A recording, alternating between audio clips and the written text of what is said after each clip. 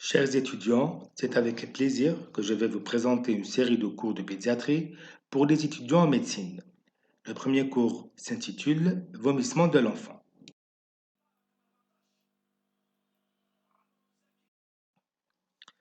Le vomissement est un symptôme fréquent en consultation pédiatrique qui peut s'inscrire dans le cadre de l'urgence ou dans le cadre d'une consultation de routine. Ce signe clinique concerne toutes les tranches d'âge pédiatriques et peut occasionner une déshydratation quand c'est un problème aigu ou une malnutrition lorsqu'il passe à la chronicité.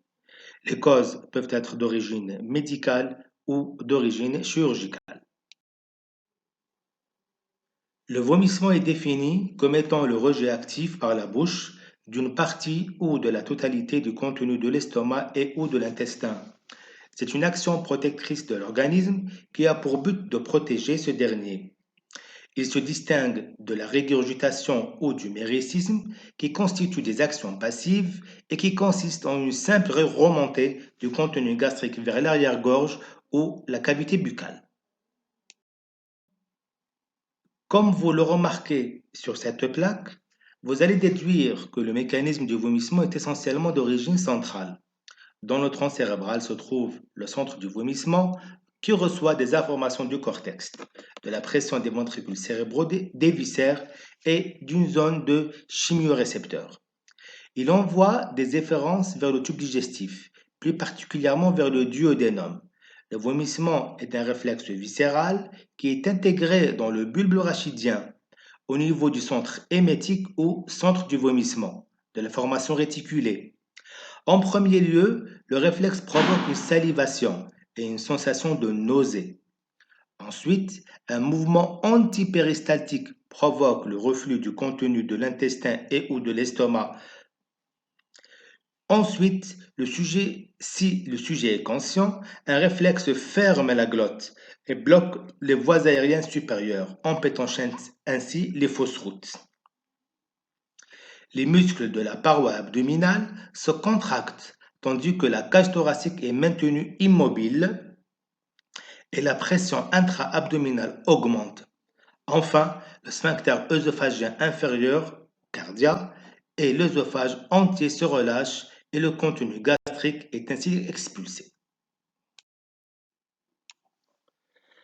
L'anamnèse doit être ciblée et efficace. Dans le cadre de l'urgence, il faut être objectif, analytique et surtout rapidement orienté. On peut faire une anamnèse rapide quand on est en pleine urgence, mais cet interrogatoire doit être réévalué une fois l'urgence levée. En somme, les questions posées doivent préciser une consanguinité, un antécédent de maladie métabolique dans la famille, l'existence de cas similaires dans la fratrie et dans l'entourage, l'âge de l'enfant, est-ce qu'il s'agit d'un nouveau-né, d'un nourrisson, d'un petit enfant ou d'un grand enfant, l'alimentation, la diététique, la diversification alimentaire et le sevrage de l'enfant s'il était allaité. Des facteurs déclenchants doivent être aussi recherchés, comme par exemple une prise médicamenteuse, le changement de position.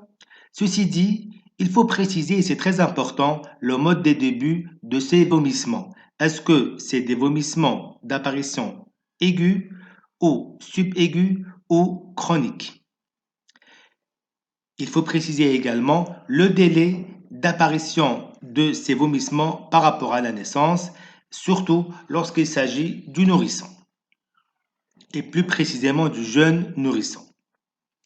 L'interrogatoire doit préciser également la fréquence de ces vomissements, l'horaire, s'agit-il de vomissements postprandiaux précoces ou tardifs.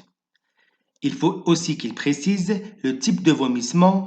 Est-ce qu'il s'agit de vomissements bilieux, de vomissements alimentaires, de vomissements sanglants ou fécaloïdes?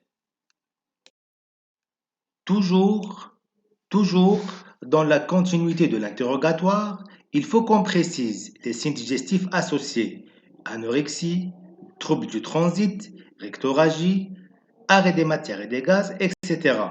Des signes respiratoires, une toux, une détresse respiratoire, des signes infectieux, de la fièvre, des frissons et des signes neuroméningés, état de conscience convulsions, raideur, etc. L'examen clinique est une étape clé. Il doit être complet et objectif. Il sera surtout guidé selon les symptômes associés et l'âge de l'enfant. Par exemple, il faut penser à la fosse iliaque droite, à la mesure de la tension artérielle, à la prise de la glycémie capillaire, à l'odeur de la laine, aux signes neurologiques quand il s'agit du grand enfant. De même, il faut penser par exemple à palper le boudin d'invagination intestinale lorsqu'il s'agit surtout du nourrisson. De la même manière, pensez à vérifier l'absence de l'imperforation anale chez le nouveau-né.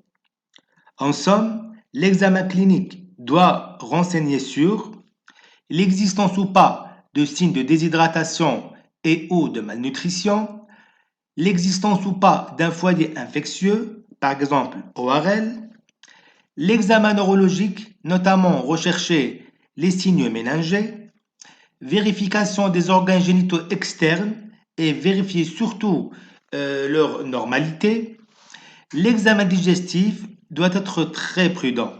Donc, rechercher un ballonnement abdominal, une cicatrice d'une ancienne intervention chirurgicale, préciser s'il y a ou pas des ondulations péristatiques et une sensation de clapotage, surtout lorsqu'il s'agit du nourrisson, rechercher l'existence d'une masse, rechercher l'existence d'une défense, d'une fosse iliaque droite, d'une contracture abdominale, vérification de la liberté des orifices herniaires, et puis après, on sera souvent amené à compléter par un toucher rectal, bien évidemment à la recherche d'un retour de sang, à la recherche d'une éventuelle palpation du boudin d'invagination, et pourquoi pas rechercher la notion d'un fécalum. Concernant les examens complémentaires, ils sont souvent inutiles. Ils ne seront demandés qu'en fonction de l'orientation étiologique. On pourrait être amené à demander des examens biologiques et des examens radiologiques, comme vous le voyez sur cette plaque.